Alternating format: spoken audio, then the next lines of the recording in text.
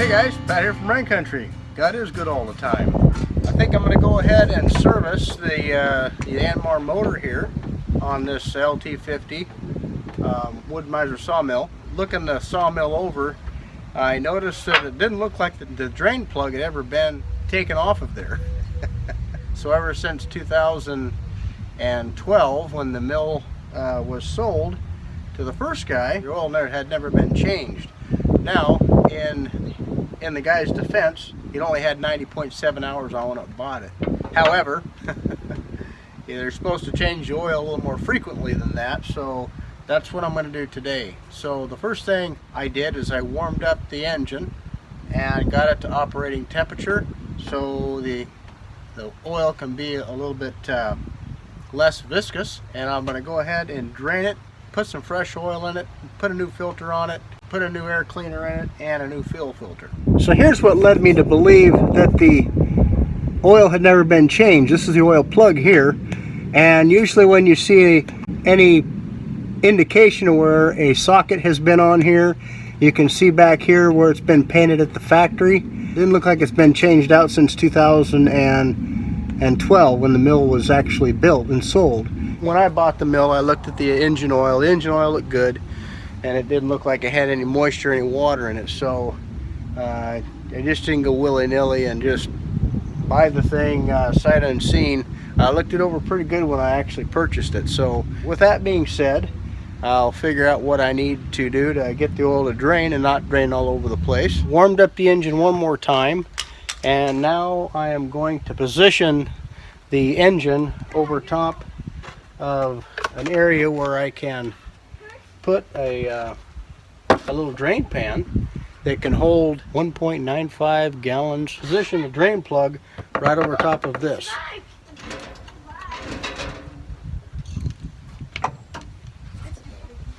So this engine is the Yanmar 4 Tango November Victor 88 Bravo Delta Sierra Alpha 3.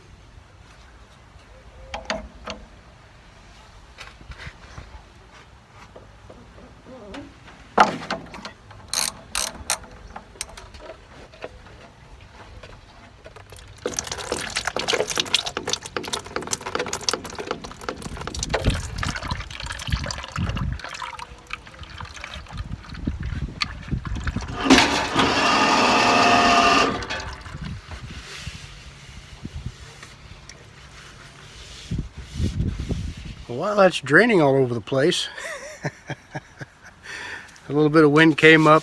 Oil coming out looked good. Didn't look like there's any chunks or anything like that. The engine runs really good. What I'll do is I'll go ahead and change out the air cleaner, and I'll show you what I got for part numbers for the change. So here I have a Donaldson air filter. I'm going to go ahead and get that changed out. That's a Papa 822768, and there's a center filter on the inside. I have an oil filter. It's a Wix 33390, and then I also have a Yanmar 129150-35170. From what I understand, that's a replacement for that filter that's called for in the owner's manual. It also calls for 1.95 gallons of oil. This is good for temperature 14 to 122 degrees Fahrenheit.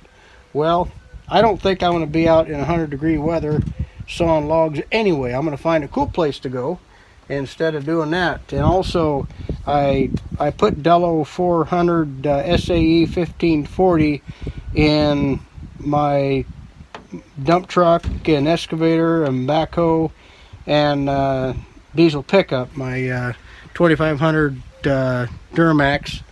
So what I try to shoot for is a universal fuel and universal oils anymore, so I don't have to keep a whole bunch of different oils on hand. So I like having the diesel engine here on the sawmill, so that way, you know, I can take the truck, which has a slip tank or a transfer pump, and I could just pull up alongside of the backhoe or excavator or lumber mill and just go ahead and top it off with the same fuel. It's really convenient for me.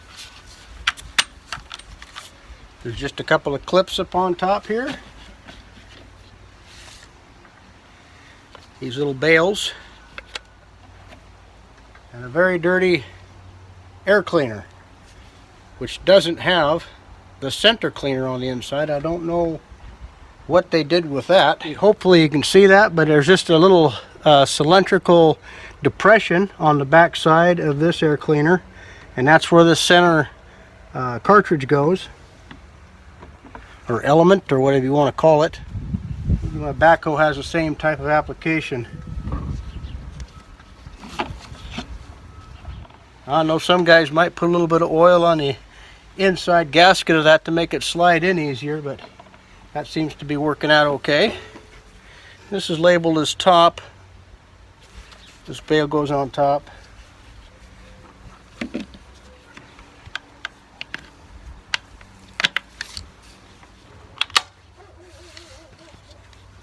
Now that gasket's still in place. There's a gasket that goes on the drain plug. It's still in there, so I'm just going to go ahead and put the plug right back in there. Leave the gasket in place. Okay, right here's the oil filter, and there's a few ways you can take that off of there. This is too deep, so it won't fit on the back side of the filter because the mast is in the way, the mill mast. And I don't have the right size band wrench, but I really like these. And so this is what I have to take off the filter.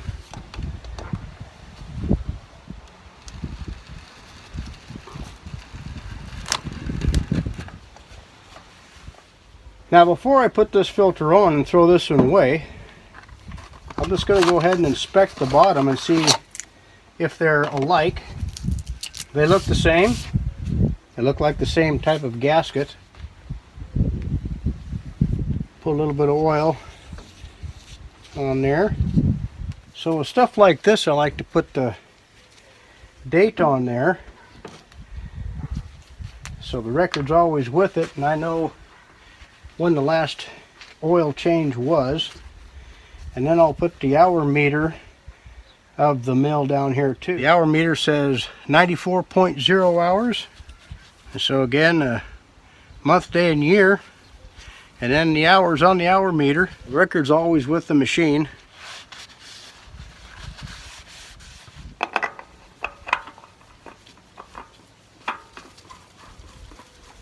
Hand tight and a quarter turn is what I like to do. My date to, follow along with the machine everywhere it goes, and so now I have a record as to when the oil was changed in it.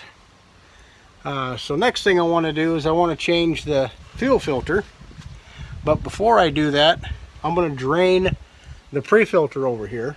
When I got the mill, they had been running off-road diesel in it, so whatever sediment is it's in the bottom of this has settled out and has stained whatever settled in there, so that's kind of interesting. But it looks like this has an off switch, so I'm going to turn this off. I'm also going to unplug this right here. So that's just like an eighth of a turn, and you back out. And so I'm thinking that that'll help from any siphoning. I don't think it's going to siphon any. This is kind of cool. It's got a little priming bulb to help prime the engine once you dislodge any of the air out of the intake, because diesel engines sometimes are a little hard to start when you run them out of fuel or you change a fuel filter. So it's nice having something like that to be able to prime to prime the system once you do your changes on your filters. And I have the mill positioned to where I have some good firm footing here to stand on, or something at least comfortable enough to where I don't feel like I'm going to fall off and bust my hard head open. Like with a lot of things, that little petcock down there is kind of hard to get to without making a mess over everything, so I need to find a little receptacle or a drain hose. I don't want it draining all over everything.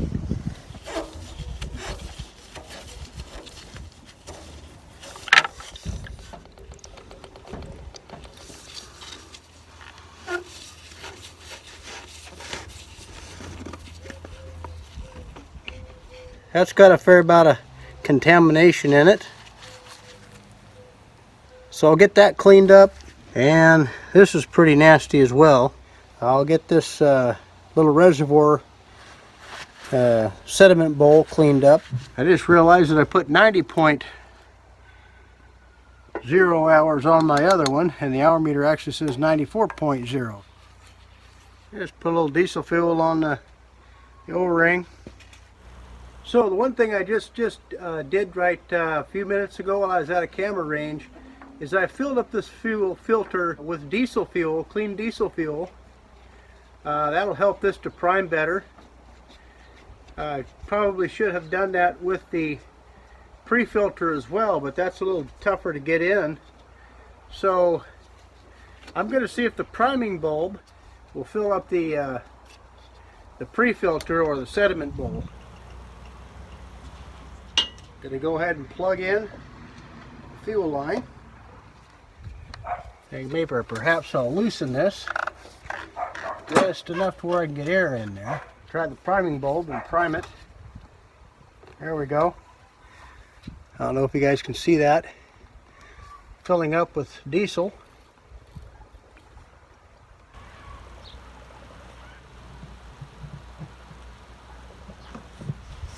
Okay, we're to the top of the bowl, or the reservoir.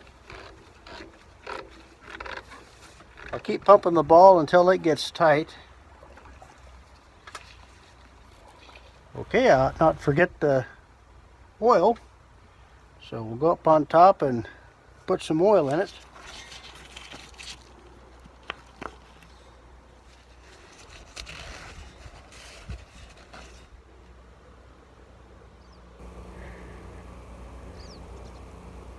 I'm sure I'll have exactly 1.95 gallons in here by the time I get done pouring it everywhere.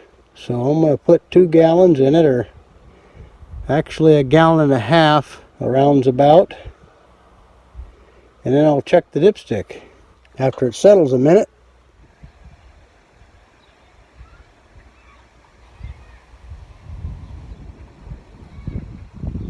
Okay, that registers right to the fill mark. I think we're in good shape. I think I can run the motor without blowing it up. I'm just checking for leaks here around the fuel filter. I'm wiping off the excess diesel and oil. I've changed out the oil filter, changed out the pre-filter, cleaned it, also installed the oil filter, and the oil level looks good. I installed the drain plug, so theoretically I should be able to run this thing. So it might spit and sputter. There might be a little bit of air in the lines. We'll find out. I don't know how difficult this engine will be, but I don't think I'll have any problems. This engine has a preheater. Gotta wait till this light goes out. I'm ready to start.